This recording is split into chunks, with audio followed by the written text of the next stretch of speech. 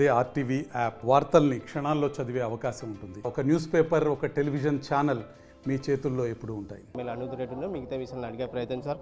చెప్పండి, నిన్న అయితే హైదరాబాద్లో జరిగిన సందడేటలో విసు పైన ఒక మహిళ చనిపోయిన ఘటన పైన కూడా కేసులు నమోదైనా అయినప్పుడు కూడా నిన్న అయితే అల్లు అర్జున్ ప్రెస్ మీట్లో కూడా నా పైన తప్పులు ఆరోపణలు చేస్తున్నాను, అవమానిస్తున్నాను, దీని మీద ఏం చెప్తారు?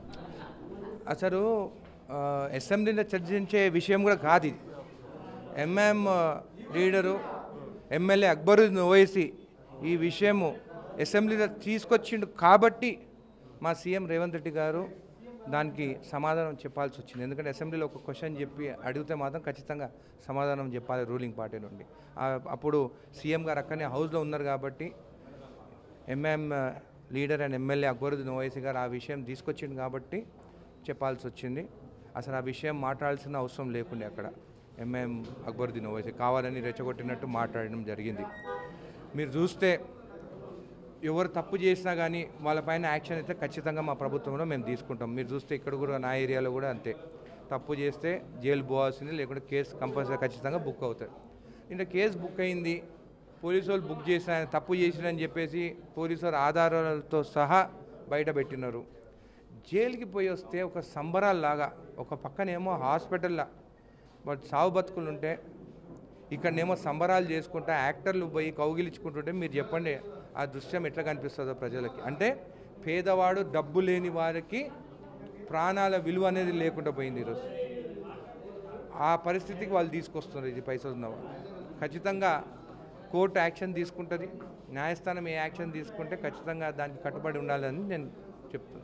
ముఖ్యంగా అంటే ఈ బీఆర్ఎస్ కావచ్చు, ప్రతిపక్ష నాయకులు బీజేపీ కావచ్చు, దీన్ని ఒక రాజకీయ కోణంగా తీసుకొస్తుంది కాంగ్రెస్ ప్రభుత్వం అని చెప్తుంది. బీఆర్ఎస్ కానీ బీజేపీ కానీ వాళ్ళు చెప్పాలి, పేద ప్రజల పక్కన ఉంటారా లేకుంటే పైసలు ఉన్న ధనవంతుల పక్కన ఉంటారా అనేది వాళ్ళు చెప్పాలి. ఇంకోటి, నేను ప్రెస్ మీట్ చెప్పి మాట్లాడడం జరిగింది. నేను అక్కడ పోలేకపోయినాను, నేను పోతే మళ్ళీ ఎక్కువ మంది ప్రజలు వస్తారని. మళ్ళీ వాళ్ళ నాయన అల్లు అరవింద్ ఉన్నాడు కదా, ఆయన పోతే ఒక్కరు కూడా రారు కదా ఆయన పక్కన. మళ్ళీ ఆయనైనా పోయి చూసి రావచ్చు కదా. ఆయన తమ్ముడు ఉన్నాడు, ఫెయిలియర్ యాక్టరు, ఆయన పోయినా ఎవరు మనుషులు లారకరా. మళ్ళీ తమ్ముడు కానీ వాళ్ళ నాయన కానీ పోయి హాస్పిటల్ పోయి పరామర్శించి ఏం జరిగింది ఏందని చెప్పి రావచ్చు కదా.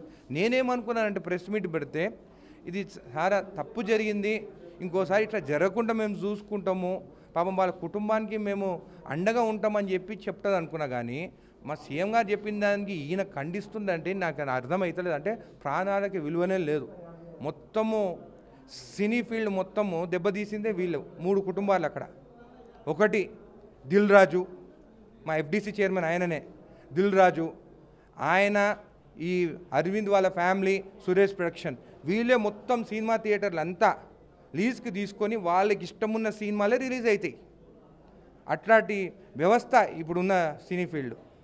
అట్లాంటి వాళ్ళు ఈరోజు చూస్తే చనిపోతే కూడా పోయి కౌగిలించుకొని నవ్వుకుంటుంటే వీడియోలు బయటికి వస్తుంటే నిజంగా నాకే బాధ అనిపించింది. నేను కూడా అల్లు అర్జున్ ఫ్యానే, నేను కూడా ఆయన మూవీస్ అన్నీ చూస్తాను. కానీ ఇట్లా వాళ్ళు పోయి కౌగిలించుకొని నవ్వుకుంటా ఇట్లా చేస్తుంటే నాకు కూడా బాధగా అనిపించింది. అందుకే ఇంకా ఆ కుటుంబ సభ్యులు కూడా పాపం వాళ్ళు ఇంత బాధపడుతుంటే హాస్పిటల్ ఉంటుంటే వాళ్ళకి సానుభూతి తెలిపాల్సింది పోయి ఇట్లా చేస్తుంటే నాకే కొంచెం గలీజ్గా అనిపిస్తుంది. ముఖ్యంగా అసెంబ్లీలో సీఎం రేవంత్ రెడ్డి అయితే ఈ తెలంగాణ నేను వరకు తెలంగాణలో కూడా ఏ బెనిఫిట్స్ వాళ్ళు కానీ టికెట్ల అధిక రేట్లు కూడా పెంచిన నిర్ణయాన్ని మీరు స్వాగతిస్తారా? సీఎం గారు ఏ డిసిషన్ తీసుకున్నా కరెక్ట్ డిసిషన్ తీసుకుంటున్నాడు. ఆయన అంత డేర్ స్టెప్ చేసిన దానికే ఇవన్నీ కేసులు బుక్ అయ్యి యాక్షన్ తీసుకోవడం జరిగింది. ఖచ్చితంగా ఆయన తీసుకున్న స్టెప్ కరెక్ట్. మీరు అందరు విన్నారు నిన్న అసెంబ్లీలో మాట్లాడినప్పుడు.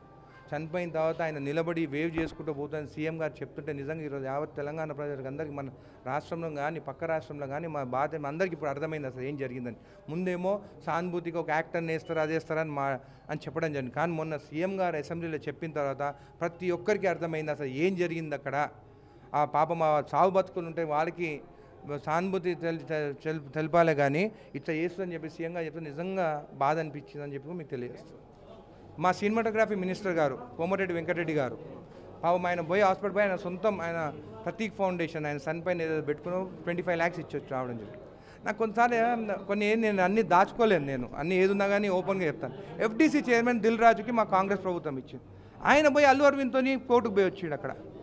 అరే ఎఫ్డీసీ చైర్మన్గా ఉండి ఆయన హాస్పిటల్కి పోయి ఏమైందనేది కూడా పోయి చూసి రావాలి కదా. నేను ఎఫ్డీసీ చైర్మన్ రూమ్ కోసం ఒక గన్మ్యాన్ పక్కన ఉండే కోసం అయినాడా? ఇట్లాంటి ఇష్యూస్ ఉన్నప్పుడు ఎఫ్డీసీ చైర్మన్ ముందుండి పోయి సమన్యాయం చేసి ఇట్లా పెద్దగా కాకుండా చూసుకోవాలి. ఒక ఫెయిలియర్ ఎఫ్డీసీ చైర్మన్గా చూస్తున్నాం.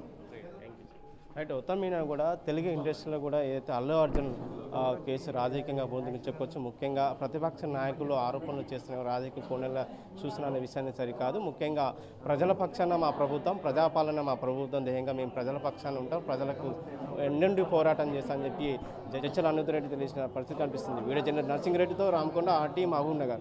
మరిన్ని వీడియోస్ కోసం ఛానల్ ని సబ్స్క్రైబ్ చేయండి. లేటెస్ట్ అప్డేట్స్ కోసం వాట్సాప్ ఛానల్ ని ఫాలో అవ్వండి. ఆ లింక్ డిస్క్రిప్షన్ లో ఉంది.